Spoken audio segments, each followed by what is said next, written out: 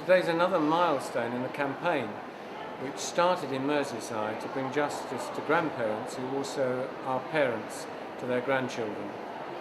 There are groups here from the Wirral, from Liverpool and beyond, who are trying to make really 2 points.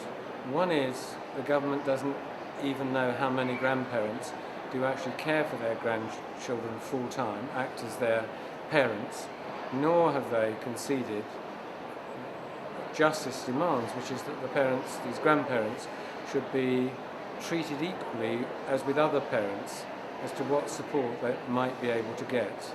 And the Wirral group has been really good today because they've suggested to me that the government could at least get the minimum number of grandparents who are acting as parents, because the child benefit records will show which grandparents have successfully had the child benefit of their grandchildren transferred to them. Well, we're hoping that they'll take action and help these grandparents bringing up grandchildren. We are actually saving the government a lot of money by bringing up these grandchildren, keeping them out of the care system. But we want them to change that as well. So a lot of grandparents have got children that haven't gone through the care system and they get nothing. They get nothing. Well, that's most unfair. Well, what I've done with 73 other members of Parliament, we've tabled what's called an early day motion. It goes on to like our daily newspaper. Yeah. And what the 74 of us are asking for is that the government, when it doesn't even know how many of grandparents Well, I think that's disgusting. are acting as parents. How many are there?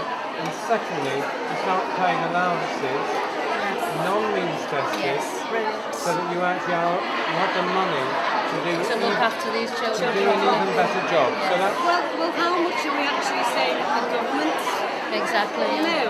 well, because we haven't got figures, they can nicely say we don't know how Yes, much you're but it saving. would be easy for the government to get figures Yes. by knowing how many grandparents are claiming for child benefit.